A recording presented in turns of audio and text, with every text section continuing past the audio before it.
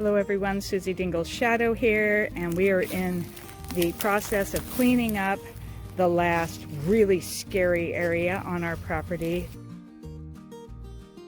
I'm ready. I am so ready. So come on it. This is what we're gonna do. This is the area we're gonna tackle. Finally.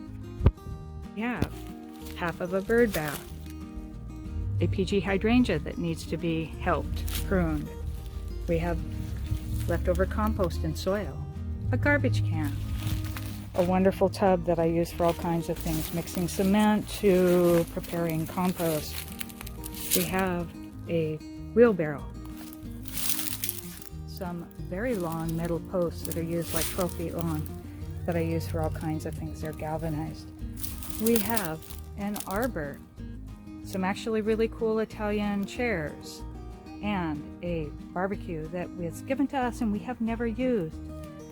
Oh, plastic, decaying plastic. That's a good one.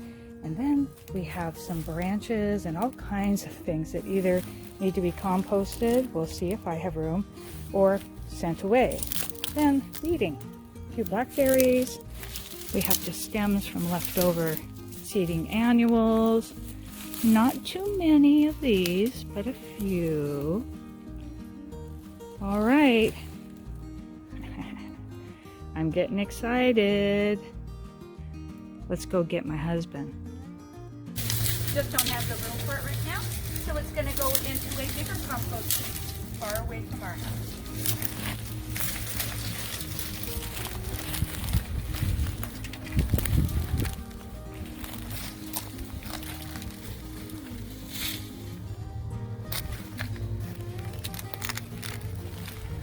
Got lots more to do.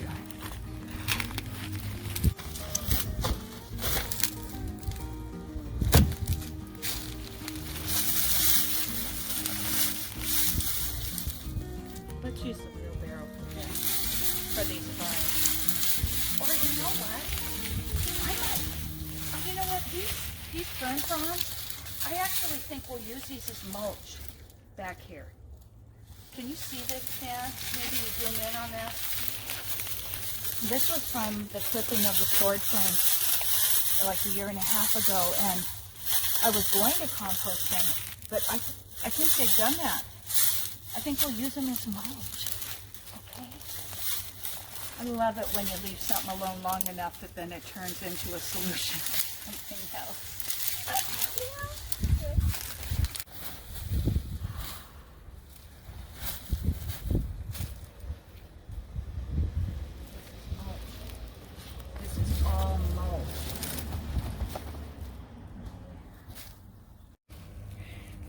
In the cleanup, I have discovered that I have some wonderful mulch sitting here. I'd forgotten that I had some bark that I had covered up, and that's nice and dry.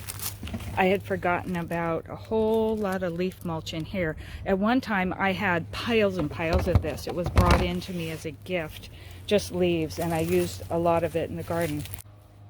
Those poles I was going to use up here to hang a drape off of, but we're going to build something else out here.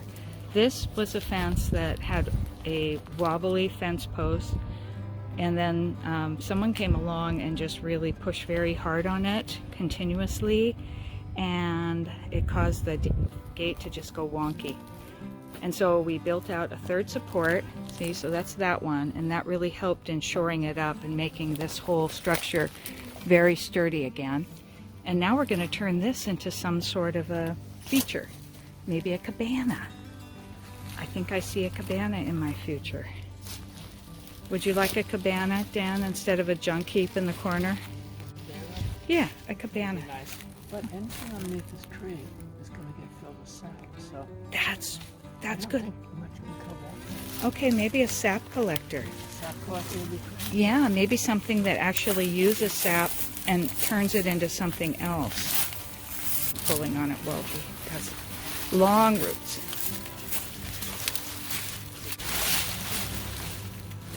There's the root part. Okay, right in front of us is a camellia, the one that was here on the property, but at that time it was probably 30 feet wide and 20 feet high. got all cut out, but there was this piece of root that was left, and every few years I have to dig it out again. It's really not too much of a bother. Boy, if I had a flower arrangement to do, I'd cut all these and use them in a flower arrangement, but not right now. Now we're gonna just go for it and dig it out as best we can. Would you like further instructions? Or a backhoe? Maybe.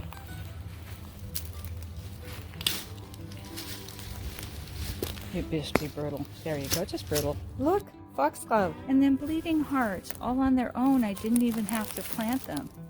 They just volunteered. Ah, I see a blackberry over there we need to get. Right over here.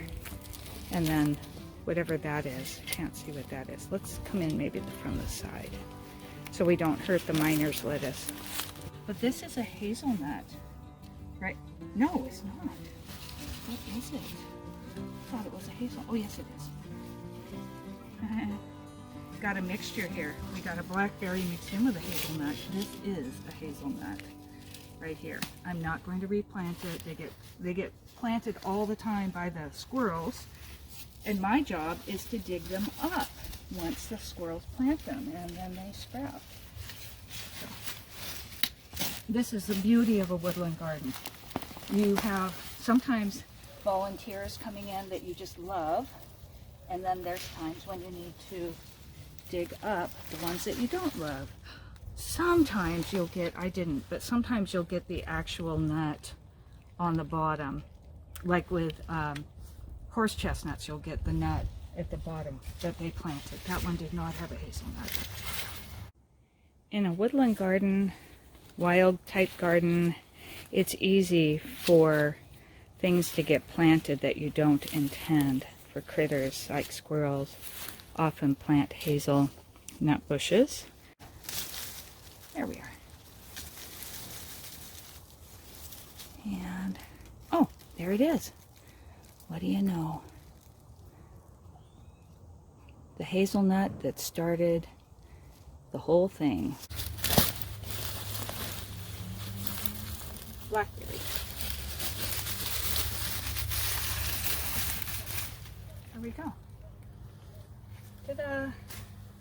In the spring, the soil is so soft that it makes it easy to do this kind of weeding.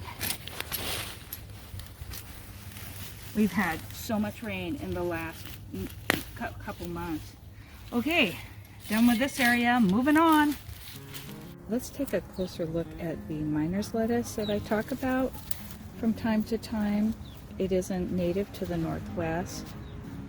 It is edible. It's Claytonia. I think I said that right. And here are the flower parts that are starting to form.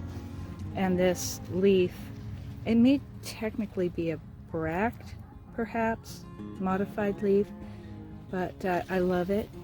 And I did eat quite a lot of it the year of, in 2020, when it was hard to get some greens, and so I ate quite a bit of this. It makes a wonderful ground cover, and then it just turns a straw color eventually and dies down. Oh, here's a patch in the sun, easier to see. Oh, that's so sweet. Look at that. Little flower.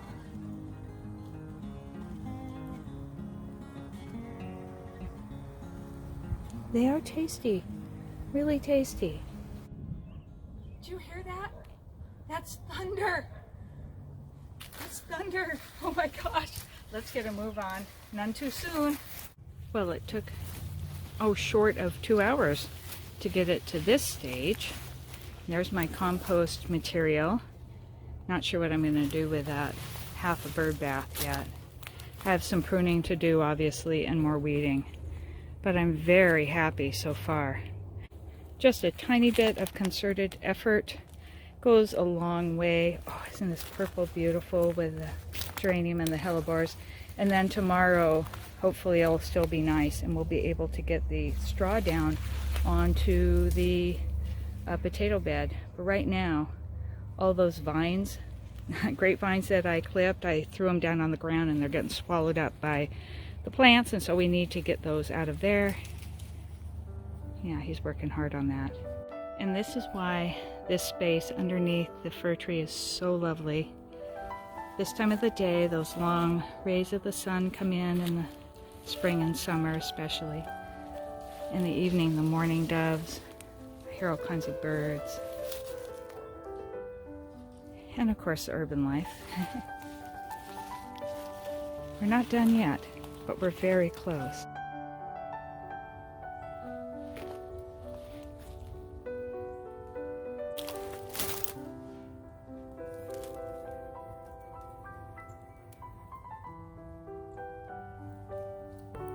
Until next time, keep dreaming in the garden.